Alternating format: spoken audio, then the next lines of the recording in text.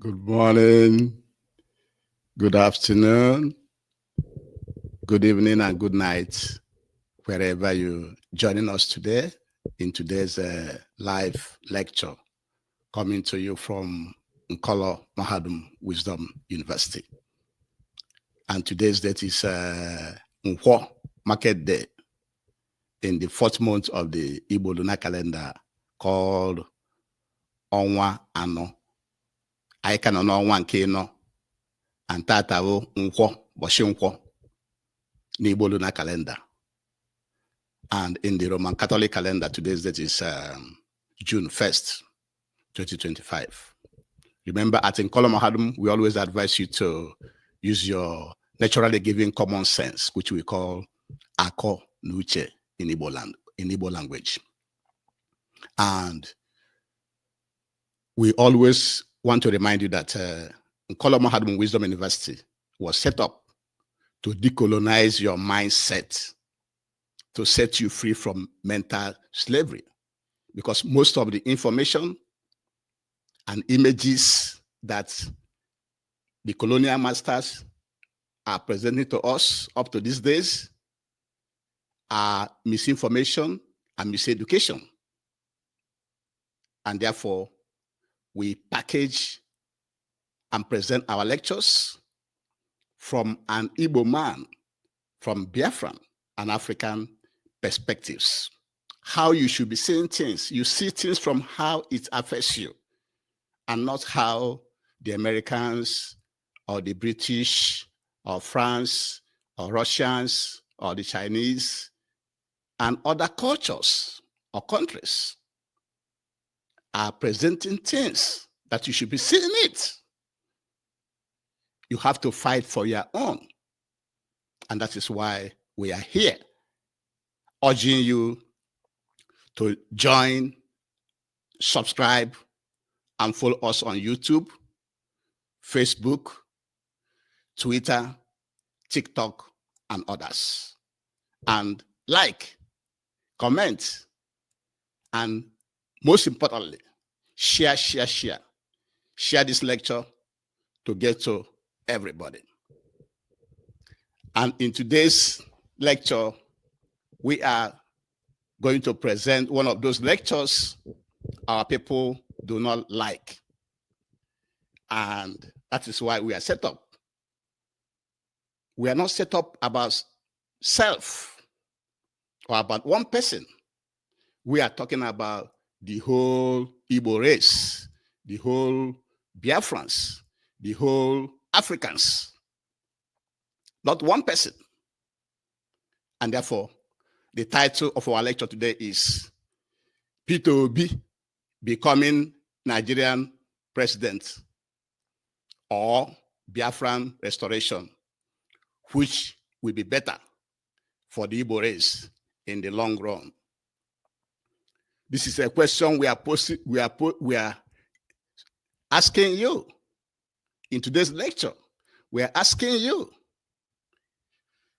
if Peter Obi becoming Nigerian president or Biafran restoration, which of these two will be better for the Igbo race and the Biafrans in the long run? In the long run, we are talking about, it's about the next 100, 200, 300, 500, or 1,000 years or more. Not right now. The consequences of Peter Obi becoming the president of Nigeria versus him supporting the restoration of Biafra, which one will be better for the Igbo race in the longest period, when after all of us have died? That is the question. And before we delve into all the reasons and rationalities, we have to give you a historical background of Nigeria. Remember, in 1884 to 1885 was when the colonial masters gathered in Berlin, Germany, for a conference And in that conference, they presented the map of Africa on the table and shared the map of Africa to themselves, thereby creating the current artificial colonial boundaries we have today that we call countries. And after that creation, two brothers can wake up. One is another country, and another is another country. Practically, this happened to even the Yorubas, because some of them are in Benin Republic or somewhere else. So this was how everything started. And then the geographical area given to Nigeria, that we call Nigeria today, was given to the British Empire. And therefore, Britain was the one controlling what we call Nigeria, even up to this day. But in 1914, that is 111 years today, Britain amalgamated what they called the Northern and the Southern Protectorates by Lord Lugard. They made Nigeria one by bringing the North and the South as one entity in 1914 by Lord Lugard. And then they were ruling the country from 1914 to the point of independence, when Africans started asking for independence. And the major people that played independence role, the actors that fought for Nigeria independence, which were Nnamdi Azikiwe and Obafemi Awolowo, we are fighting for Nigeria independence. The North rejected the motion of Nigeria independence by 1956. Awolowo and Azikiwe were fighting for Nigeria to become independent in 1956. But the North said no, they are not ready for independence.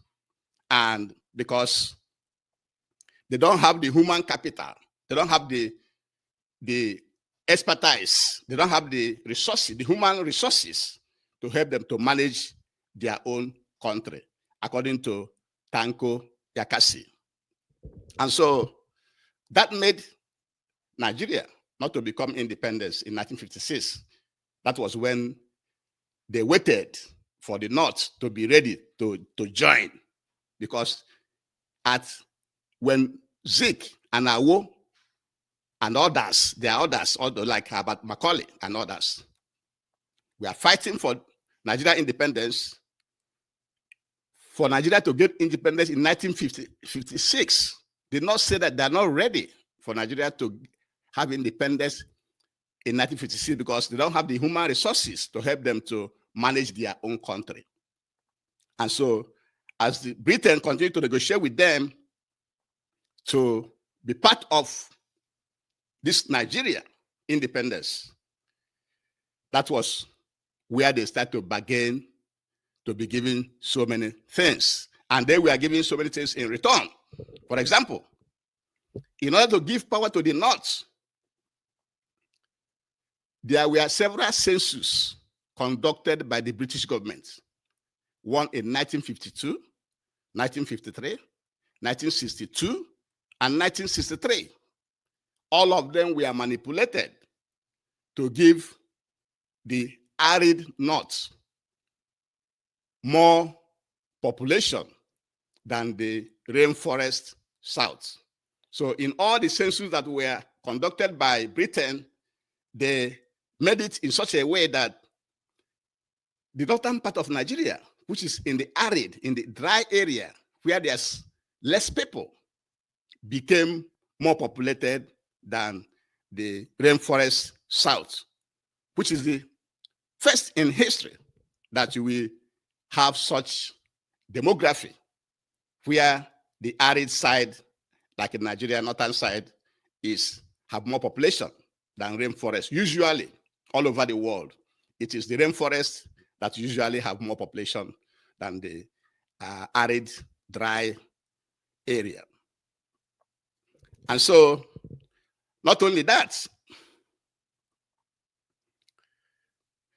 the map of Nigeria, if you look at the map of Nigeria today, you can see that the map was manipulated also. They drew the map up to Igbo land, that some Igbo people are in Benue State, are in Kogi State. And so, and all of them are called North Central. And you can always hear the northern leaders say one North, which means those Igbo people which were carved into Kogi and Benue and others in the north are now part of the north. So they use the map also to make sure that each time you conduct an election through population, that the north will win it. So they lay all this foundation from the census to drawing of the map to make sure that whenever an election is done, that the North will win that election. And then during the actual election in 1959, the election that will now be used to hand over power, that election was in 1959 and was also rigged by the Britain in favor of Northern People's Congress, NPC, and their candidate, Sir Abubakar Tafawa Balewa, won the election, but without, he needed an alliance for him to be the prime minister. And what did they do?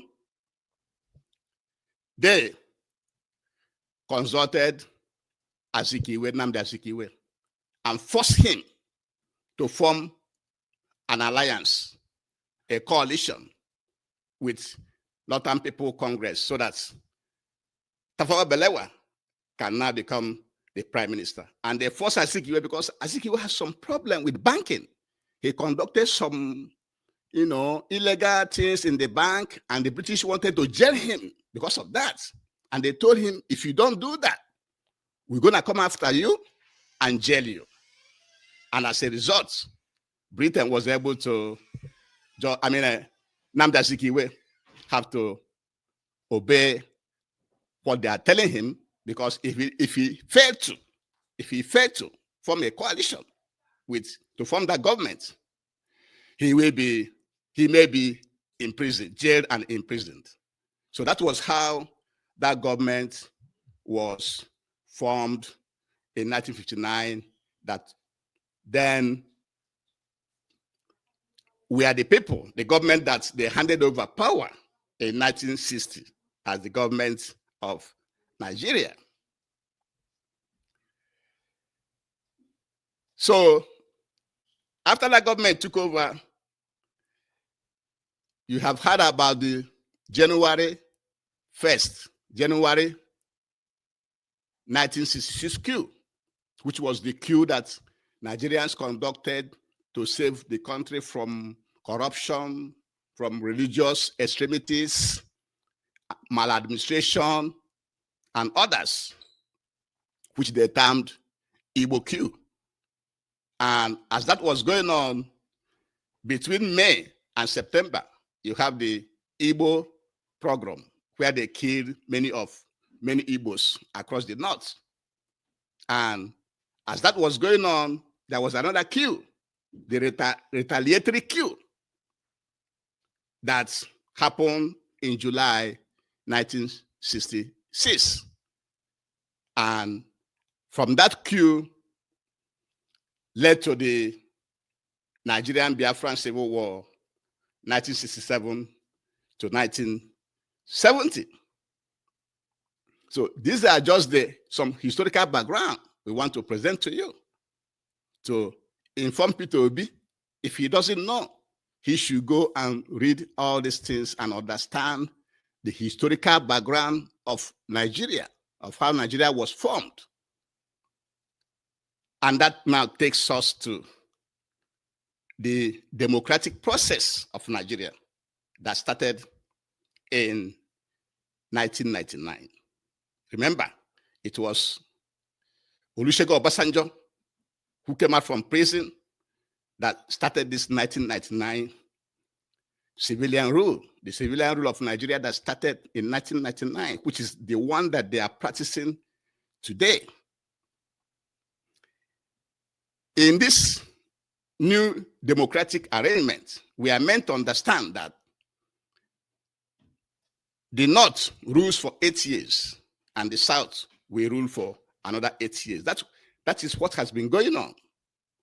That power shifts to the North for 8 years and comes to the South for another 8 years, which means every region, like Northern region or Southern region, have to rule for 8 years. That is what is going on right now, because when Yar'Adua died, when President Jonathan wanted to succeed Yar'Adua, the North said no, they haven't finished their term. And so now Buhari came in, stayed for 8 years before the 2023 election that gave birth to Tinubu. And here we are with Tinubu trying to complete his 4 years, which will end in 2027.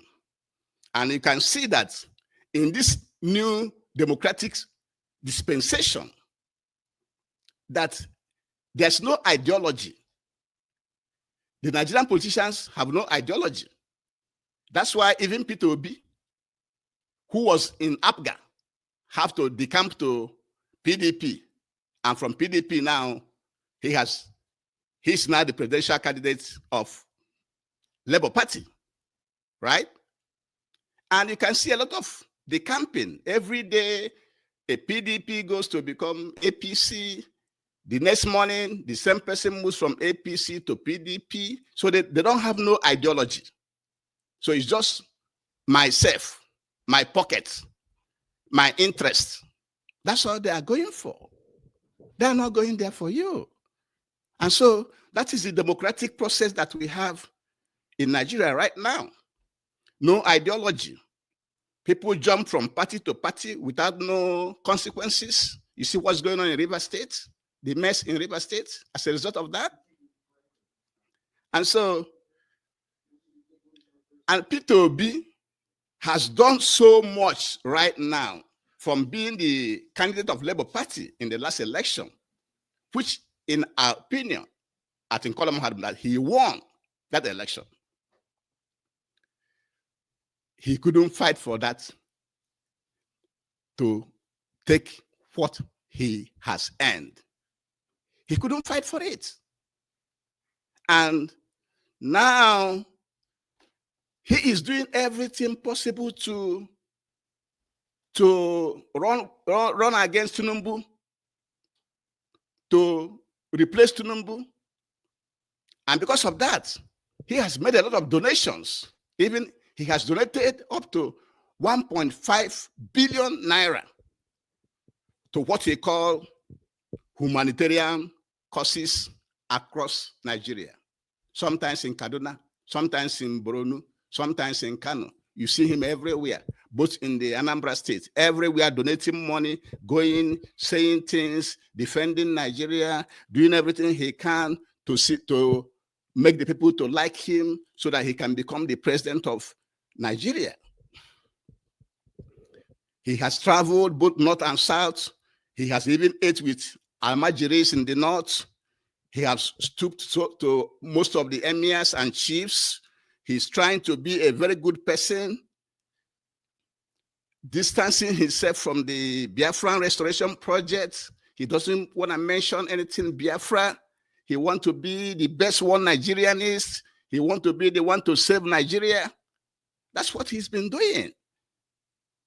And before we continue, we have to beg you again to please join us, subscribe, follow us on YouTube, Facebook, Twitter, TikTok, and like, comment, share. Share it to everybody, because this lecture we are giving you, you won't hear it from anywhere. You won't hear from corrupt media. No, you will not. You can only get it from Nkolomahadum Wisdom University. What is baffling to us now is that Peter Obi is trying to form a coalition to defeat President Tinubu. And our fear rests with the type of people he's forming that coalition with. People like Nasir El-Rufai and Chibuike Amaechi. Remember, Nasir El-Rufai, during President Jonathan's presidency, he was the one that he was one of the people, one of the staunch people that brought APC in, that was criticizing President Jonathan, that was saying that he has the magic to deliver Nigeria, that he has everything it takes to deliver Nigeria. He was also part of the Buhari government for 8 years and blessed with being the governor of Kaduna State. El-Rufai Nasir El-Rufai of Kaduna. He became the governor for 8 years. What did he achieve in Kaduna? Even the current governor was accusing him of corruption. And so people like him fears us at Nkolomahadum Wisdom University. Also, another people that Peter Obi is forming this coalition with that baffles us is Chibuike Amaechi.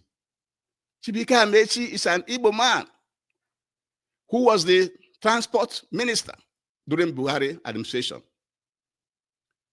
He was building railroad all to Nigerian Republic, another country, without any railroad in Biafran land. In his homeland, there's no railroad.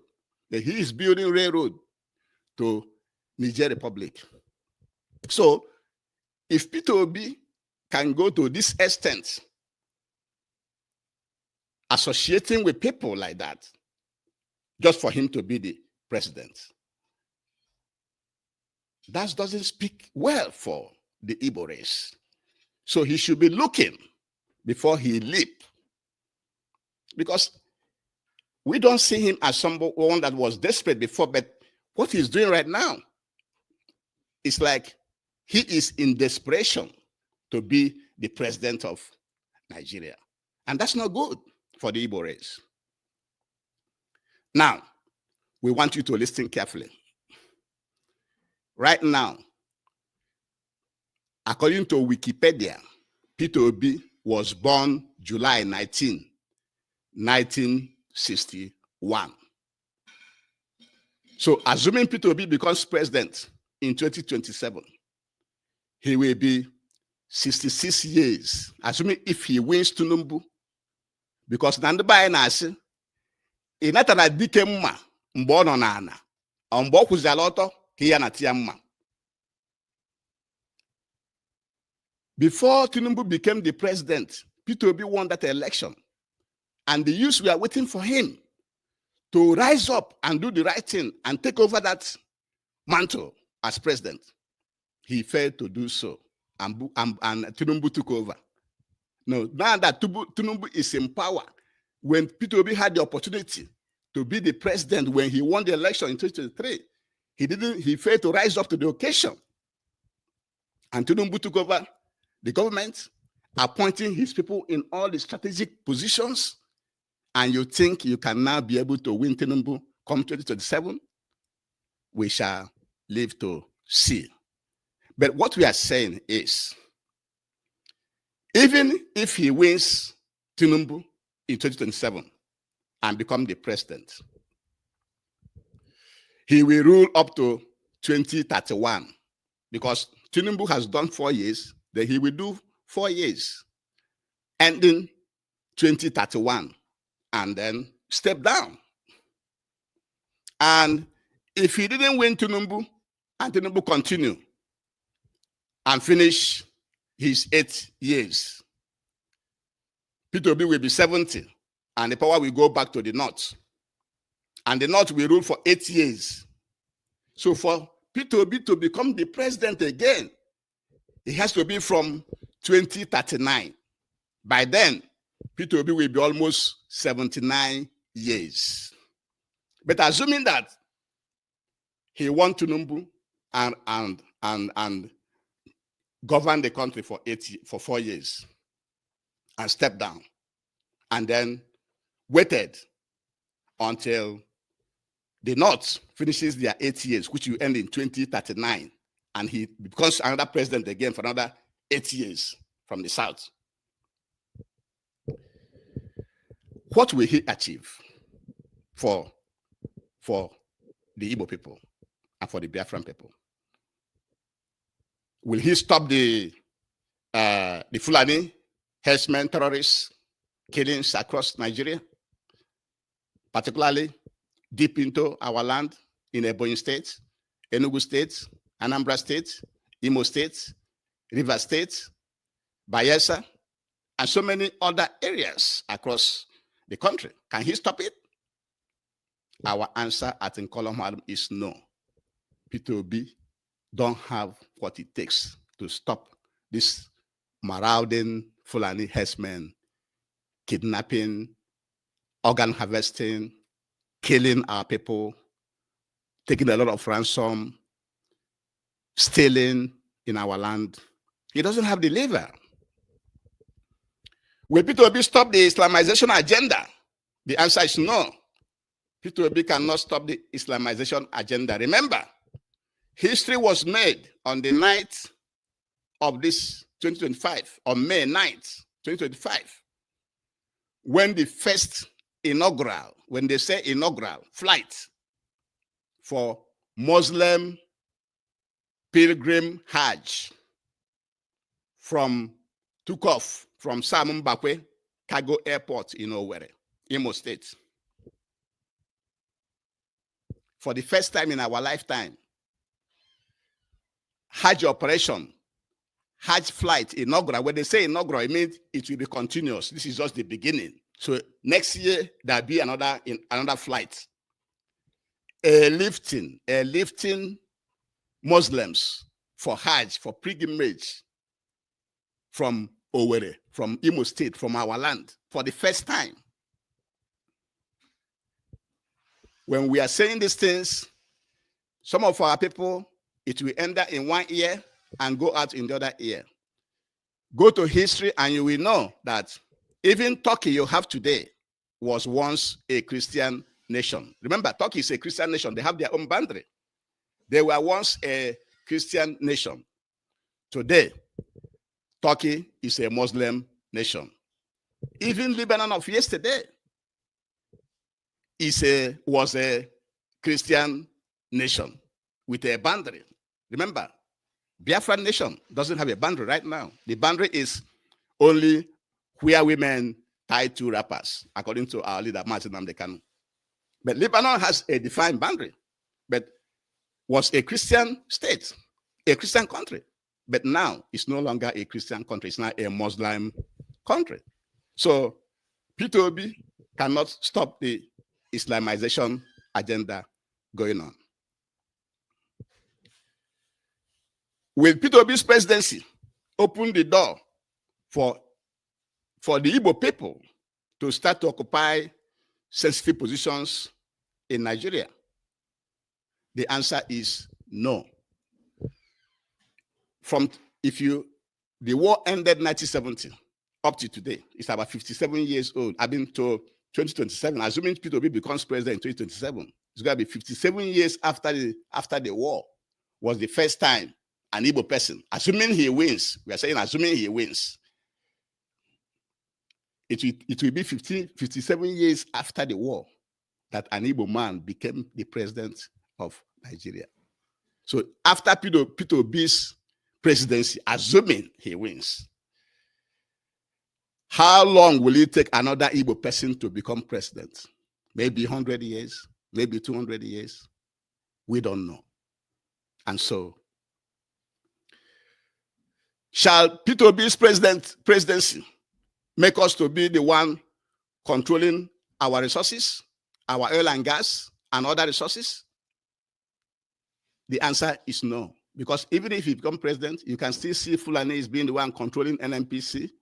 You may not even have the headquarters of NNPC in Biafra land. The headquarters of NNPC is currently in Lagos and Abuja.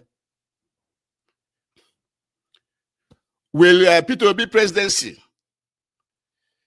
stop the migration of our people? The answer is no. Because he will do like Jonathan, trying to satisfy the North, everything about the North. He can't even try to build those necessary infrastructures in our land to make sure that people do not migrate anymore. You know that the more we are migrating outside, the more we are losing our brain. It's a brain drain. Brain drain. Our people, the best brains are going outside. So Peter Obi's presidency may not stop our people migrating to other countries. Will he remove all the checkpoints in our land? Peter Obi's presidency may not remove the checkpoints in our land, which you know are centers of extortion, intimidation, harassment of our people. Will he stop Igbo profiling? Peter Obi's presidency will not stop profiling of the Igbos. So these are some of the few points we want to highlight to you, to let you know, for you to advise Peter Obi to retract his step and support the Biafran restoration project. Because if Biafra is restored, it will encompass people of the same value system, and that will propel the fastest development we have seen in Black Africa and in the world. Remember that when we were performing regional government in Nigeria, the eastern region of Nigeria was the fastest developing economy in the whole of the world. And so when Biafra is restored with the same value system, that we propel, that we have the highest, the fastest development of any nation in the world. And we shall have security.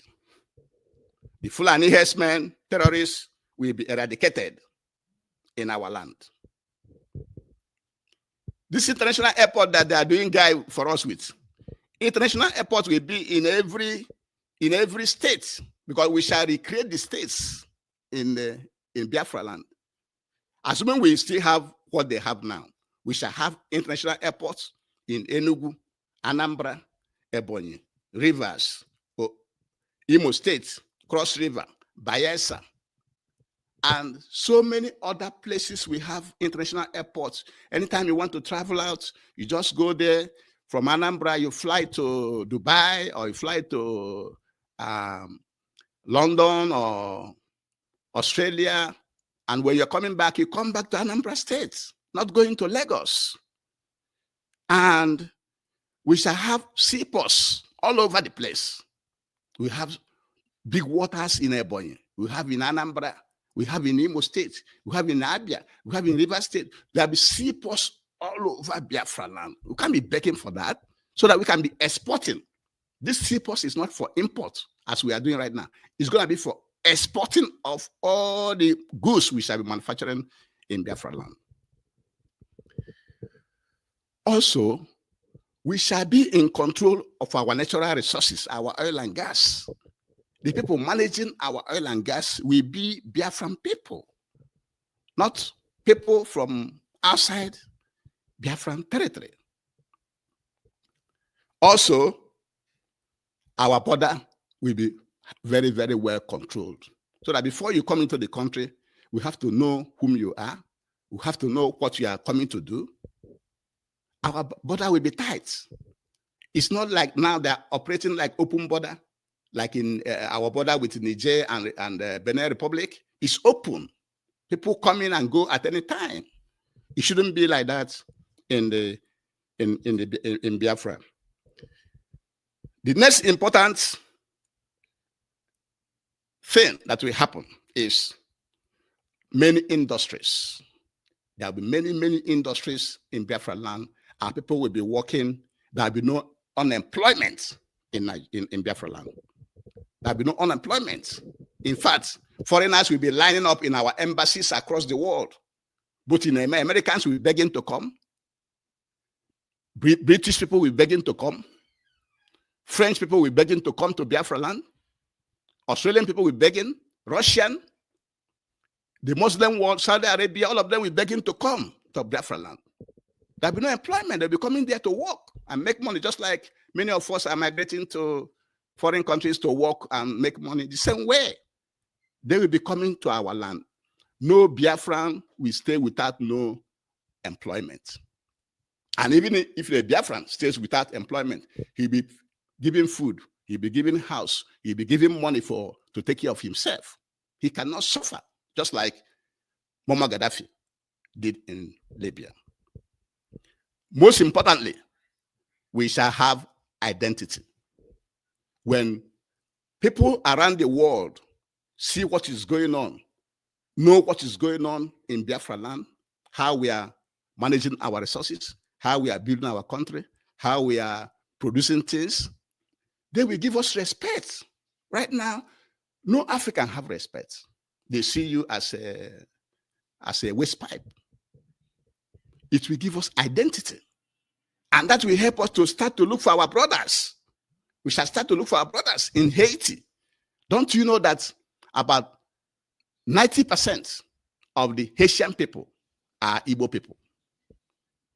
There are also Igbo people in Guinea, in Jamaica, in Ivory Coast, in Benin Republic, and so many other places across the world. We shall start to look for our people, our people. Now we are not looking for them because we don't have no country. These are the things that P2B have to know. In addition, we shall have constant electricity, water, good roads, schools, hospitals, good social security network, like I've said before. If any Biafran is handicapped, he shouldn't worry. The Biafran state will build a house for him, marry for him, pay for his students' school fees, do everything that is supposed to, giving him a lot, because the nation will be a very, very rich nation. And finally, like I said earlier, foreigners will be lining up to come to work in Biafra land. So these are the things that P2B should know, that his incessant test to become the president of Nigeria will not be helpful to the Igbo race. In the long run,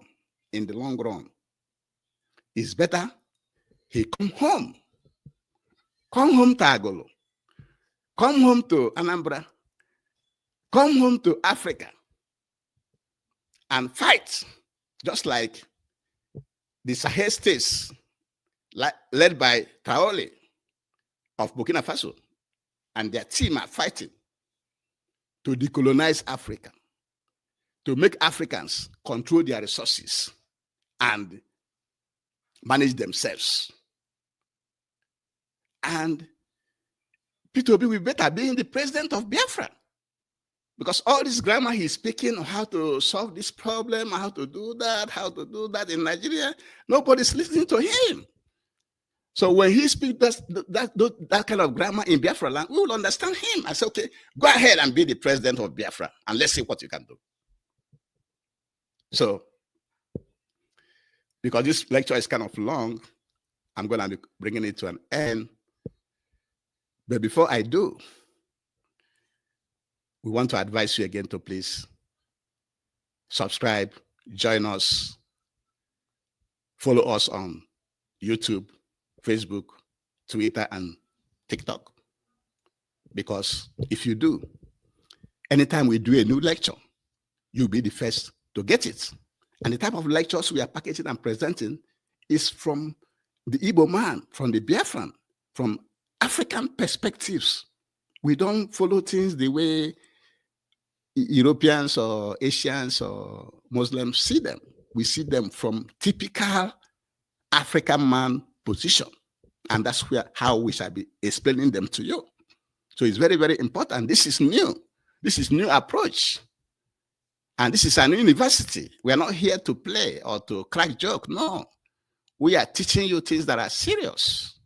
So what we are saying is that Peter Obi becoming the president of Nigeria or supporting the Biafran restoration, which one will be better for the Igbo race? And we have told you the historical background, how the Europeans divided Africa to themselves from 1884 to 1885 in Berlin, Germany. And that's where Britain got the area called Nigeria. And then we also told you when Britain got it, they continued to rule, and then they amalgamated, put the North and South together to become one country. And then when Zik and Awolowo was fighting for independence, did not say that they are not ready in 1956. Nigeria would have been independent in 1956, but did not say they are not ready. And then Britain had to give them some concessions, make census, favor them, draw the map to favor them, the North. Then the election of 1959 to favor them. Tafawa Balewa became the president, and Zik was forced, because Zik has some financial problems, which they know. He was forced to form a coalition. And then after they assumed office in 1960, there was this January coup that tried to solve the problem of Nigeria: corruption, religion, maladministration. Then it was misunderstood. And then there was an Igbo program from May, was September 1966. And July 1966, there was a counter coup led by Murtala Mohammed also. And all those culminated, led to the Nigerian Biafran War, 1967 to 1970. And then Biafrans were forced back to become Nigerians. And then in 1999, the new democracy, the one they are pressing right now, it started with Obasanjo being the president. And what they are practicing, there's no ideology. Every politician jumps from Peter to Paul, from north to south. They jump from PDP to APC, tomorrow from APC to PDP without any consequences. And, and that's why Peter Obi himself left APGA to PDP and then to Labour Party right now. And now he's trying to form a coalition. And he won the election in 1923 election. He won it. He couldn't defend it. And now he wants to defeat Tinubu. That's why we said in Igbo land,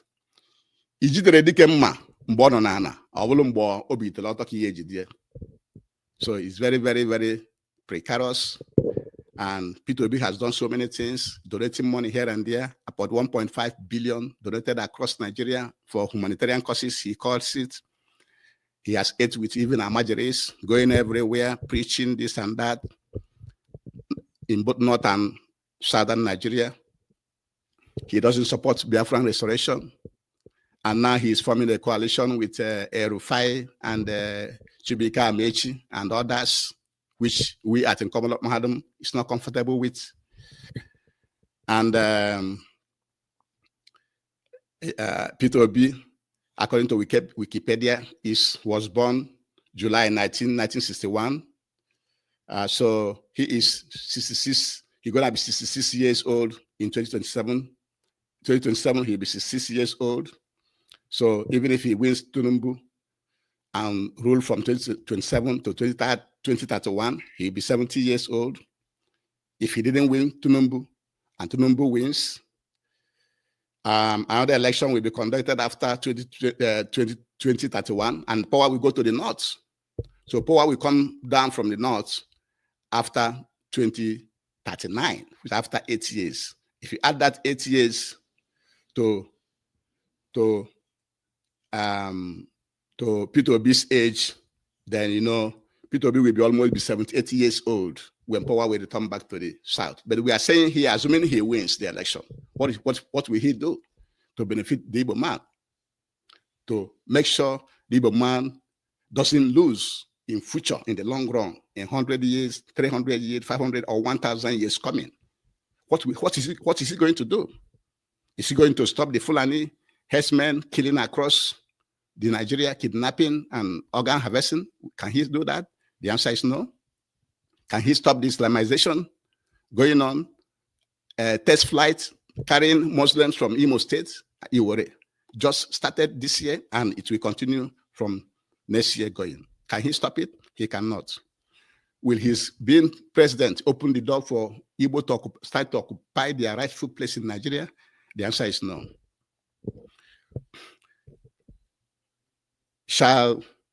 Will he, being a president, stop all the roadblocks in our land, all the checkpoints?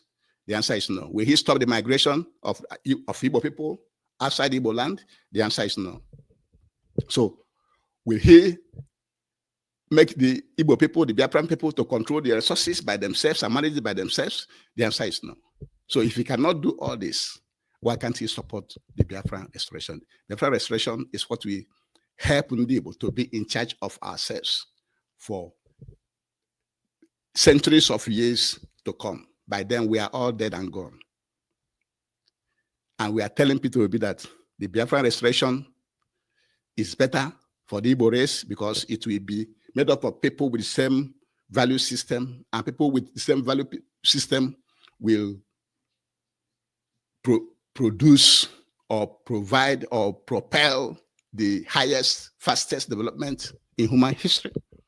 That we will stop the Fulani herdsmen and eradicate them from our land, those in the bushes, and also international airports will be everywhere around our land.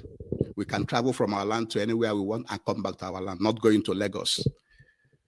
Seaport will be everywhere in our land where we can export it. The seaport is for export and few imports into our land because we shall be a producing nation. We shall control our oil and gas and other resources we have and manage them effectively well, and also build factories to turn those raw materials into finished products, just like Burkina Faso is currently doing. Because we will establish a lot of industries and we shall control our borders. We can't have a porous border so that Fulani herdsmen cannot come in, and we know who is coming in and who is going out. There will be no unemployment in our land because Biafra will be a very rich nation, just like former Libya, where Muammar Gaddafi was there. Even if our people are not employed, are unemployed, we shall provide them everything they need in life. Another benefit is that we shall look for our brothers in Haiti. About 90% of people in Haiti are Igbo people. And also our people in Guinea, in Jamaica, in Ivory Coast, in Benin Republic, and other places around the world. In our land, there will be constant electricity, there will be constant water, good roads, good schools, good hospitals, and everything you need to make life very, very good for our people. And lastly, foreigners will be lining up to come to our land because it will be a land full of milk and honey, and they'll be rushing in to participate, to get, to live a better life in Biafra land than what we are currently having in Nigeria. And our people will be the one controlling, managing everything that we have, not foreigners or people that we don't know. So all this we want people to know so that he can come back home to Agolo, to Anambra State, to Africa, to Biafra land, and be the president of Biafra. You are better off being the president of Biafra than what you are currently doing. And with this, we shall bring today's lecture to an end. Thank you very much for joining me. I'm sorry that this lecture is kind of long, but it is necessary so that I can catch up with all the informations that I wanted to deliver to you today. Thank you very much and have a very, very good day. Thank you for joining me and have a nice one. Bye-bye.